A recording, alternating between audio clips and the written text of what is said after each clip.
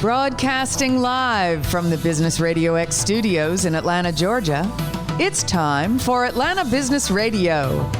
Brought to you by OnPay. Built in Atlanta, OnPay is the top-rated payroll and HR software anywhere. Get 1 month free at onpay.com. Now, here's your host. Lee Cantor here, another episode of Atlanta Business Radio, and this is going to be a good one. This work would not be possible without the support of our sponsor, OnPay, so please support them so we can continue to share these stories. Today on Atlanta Business Radio, we have Josh Sweeney, and he is with FounderScale. Welcome, Josh. Hey, thanks for having me.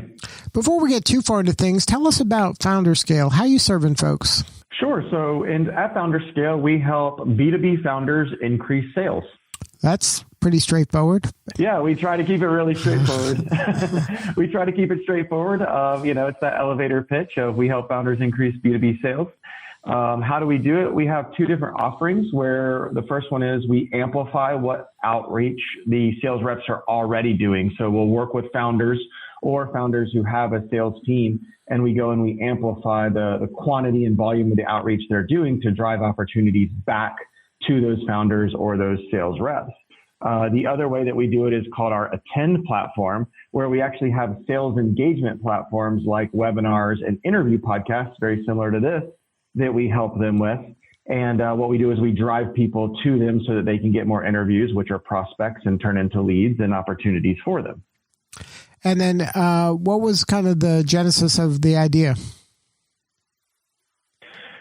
So for many years, I had a CRM consulting firm, and through growing that up through a few $1 million in revenue and then exiting, I had lots of hard-won and expensive lessons around building a B2B sales organization and making B2B sales repeatable, and also trying to transition as being the primary salesperson for my organization to having some freedom on my own where I didn't have to show up and the B2B sales would still come in. And so going through those challenges, once I sold that organization, I had to look at what I wanted to do next. And I thought that given all that experience with FounderScale, I could help other founder-led businesses, other founder-led B2B businesses solve that problem. Now, when you're working with a new venture like this, what is the most challenging part? Yeah, I think there's a lot of challenges. Some of it is just maybe some of the past experiences of founders. So something may have worked in a previous business that they're trying to fit into their new one. Some of it is overcoming maybe knowledge gaps from a demand generation perspective. In the B2B space, we've worked with a lot of founders, especially in the services space, where they're experts in their field, but they also now need to become experts at sales and running sales teams and running an organization. And that could be a new founder, that's a million in revenue or less. That could be a founder that's a few million in revenue that's maybe stagnated for the past few years and wants to grow. So the challenge is helping them overcome some of those knowledge gaps and think a little bit differently. So now in this venture, are you using the same tactics that you would recommend your founders use? We are, and that's really one of the more unique items about us. We run into lots of organizations that they actually close and get their own deals differently than what they sell to clients. And that's really unique to us in that we do the exact same thing. So when we go through all the metrics for the benefits of running a webinar to generate B2B sales and other sales engagement platforms, and we go through these sales outreach and amplification processes, those are exactly the same things we're doing for ourselves. So everything that we do for ourselves, we can go back to clients with, and as it evolves, it gets better for everyone. So now let's just take one of those tactics, so like say webinars. What are some of the mistakes that you see people who are trying to do webinars make? What are some mistakes people make? Well, the hard part about a webinar is, one, that they're actually so easy to do that a lot of people will just, they'll try to do a webinar, they'll spin it up, and then people won't show up and they wonder why. And we have a checklist of hundreds of steps that we go through around promoting the webinar, the marketing emails, the sales emails on top of it to get people to show up and really put butts in seats, all the way through the automated reminders up till the hour of the webinar. And then you have the back-end delivery on using that content in multiple different ways. So it's one of those things where it's easy to do one and then say, that didn't work for me, because there's a lot that goes into actually getting people to show up and not only RSVP, but show up for the webinar. So we've really made a repeatable process around that. Now, when you're working with a new client, and maybe like they have that bias that you described earlier, what are some kind of ways you educate them and maybe manage their expectations? Because I would imagine some of them think like, well, if I'm outsourcing this part of my business, I expect, this kind of result. Yeah, well, the good thing is we show what those results are. So because we do so many of these, we actually know exactly how many people were emailed, how many sales outreach we did from sales, from a salesperson's perspective, how we marketed it, what the RSVPs and the show up rates are. So we're able to really show them those numbers. And the misconception there, I guess, would just be, is it done in a process-oriented way that gets the result that they're looking for? Now, when you're talking about the ROI, do you kind of land on the ROI of the actual dollar amount, or is the ROI kind of on the number of attendees? How do you kind of work around that part of the offering? Yeah, so given my CRM and sales background, I want to know all about the dollar amount ROI. Now it's different for everybody, just because we work with clients that have enterprise deals that take 6 months to close or a year to close. They could be $200,000, and other small clients that could do $20,000 worth of work. So with that, we're also a HubSpot partner. So we get a lot of the tracking metrics when we work in either HubSpot or their marketing automation and CRM platform. And we want to know how well it did. So we pull all of those down, all the engagement numbers, and then we do go back to them requesting sales numbers. So we just did one for a client the other day, and we know that they had 5 net new leads come in because of that were engaged, and they actually had 2 opportunities that had gone dark on them that re-engaged. So for some of that, we just have to go back to them because it depends on their level of discipline and whether they enter deals or opportunities in their CRM that we can track back. Now, is the service offering do it for you, do it with you, do it yourself? Is there different kind of tiers for different folks?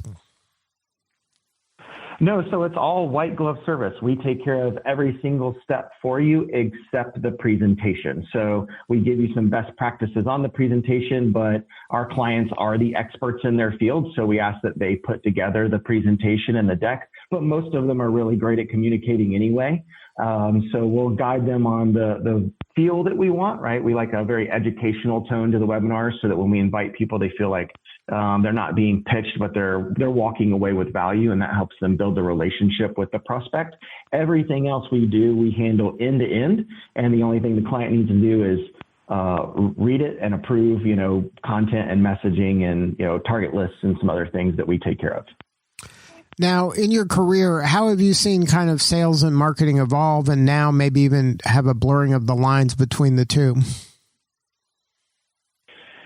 So we focus mainly on the B2B space, so I can't talk about B2C, but from sales and marketing, we like the blended approach. We follow ABM, account-based marketing, which is where we're really being data-driven and detailed around who we're trying to get in front of.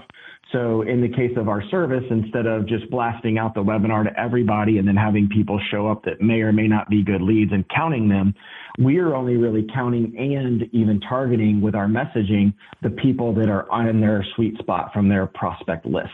So when we build those lists, we're going after those. So I think of sales and marketing really have to be run together and very cohesively when you're running an account-based marketing type method. So now, when you're working in this B2B field, are there certain industries or sectors that this works better for? Yeah, I think there's just some natural fits. So obviously technology, we have a lot of customers in the technology, information security, IT space. We have others in construction and like finance. But what we have to do is we have to look at what the sales engagement platform is. So for example, a podcast would be, can be a little more broad because of this interview style and other people that might be listening to podcasts, whereas webinar might be a little harder to get results on in, say, the construction industry, because the people in those organizations aren't necessarily always sitting at a desk or more likely to be on a webinar, but they could be in a car very often, going back and forth between construction sites or talking to clients, and more likely to listen to a podcast. So we look at the industry and really pick the sales engagement platform that works best for them based on our past results. So now, what's your backstory? Were you always in marketing or technology? Yeah, so I actually went to college for telecommunications management, went into information security, and then went into CRM from there. So it's all been, an IT information technology type path for me. And then once I found sales, I was able to merge those two. And that's really where I like to operate is, how do you bring the repeatability and the scalability of technology and the knowledge of sales and put them together for great outcomes. So what's the most rewarding part of the job for you? The results for entrepreneurs. When I get a call from another entrepreneur that says, hey, we got a deal in because of something that FounderScale delivered, that's probably the most rewarding piece, at least with our clients. And then growing our team and team members is another very rewarding piece as we bring new members of our team on, seeing their growth. And how they learn in our organization is also, very rewarding. Can you share a success story of maybe one of the clients you work with that you were able to take them to the next level? You don't have to name the name of the company, but just, a little bit about their background.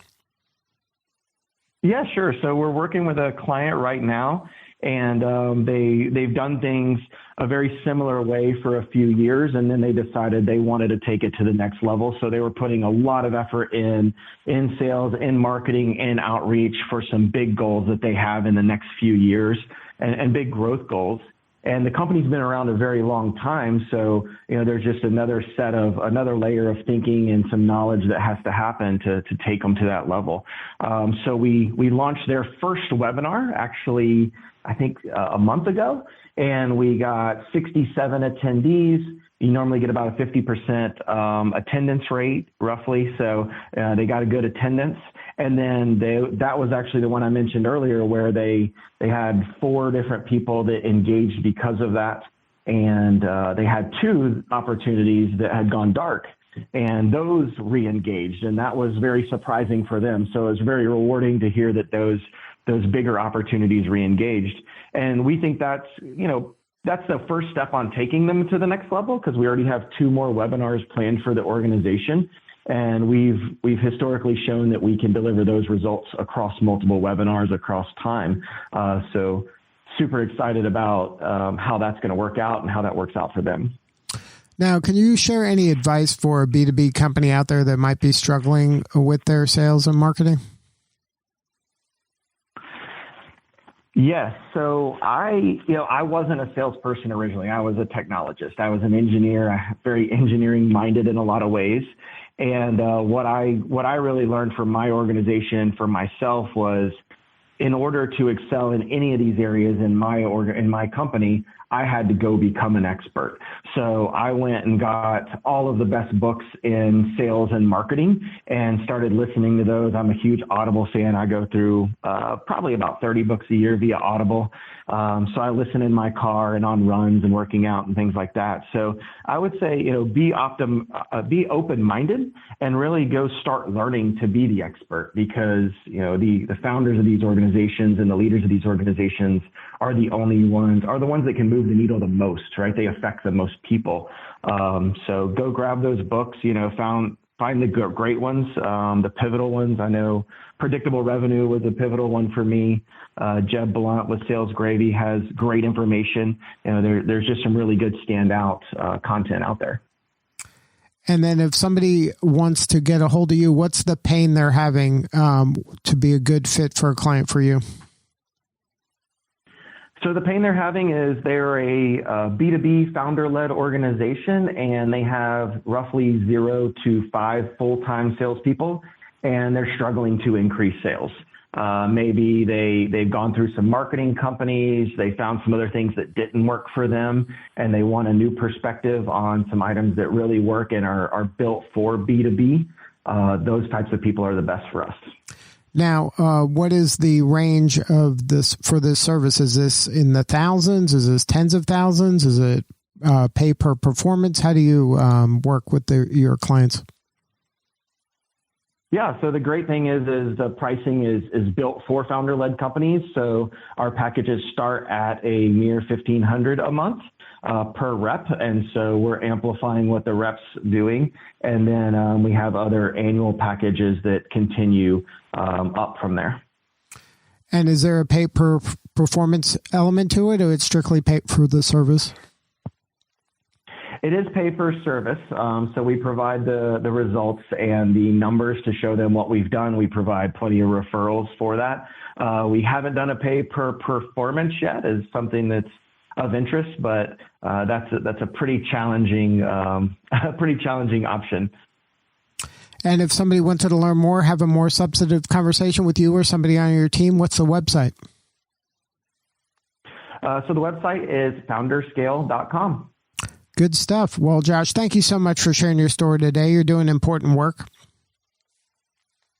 Yeah, thank you. Thank you for having me. All right. This is Lee Cantor. We will see you all next time on Atlanta Business Radio. And remember, we couldn't be doing this work without the support of our sponsor, OnPay. Please support them so we can continue to share these stories. Today's episode of Atlanta Business Radio is brought to you by OnPay. Built in Atlanta, OnPay is the top-rated payroll and HR software anywhere. Get 1 month free at onpay.com.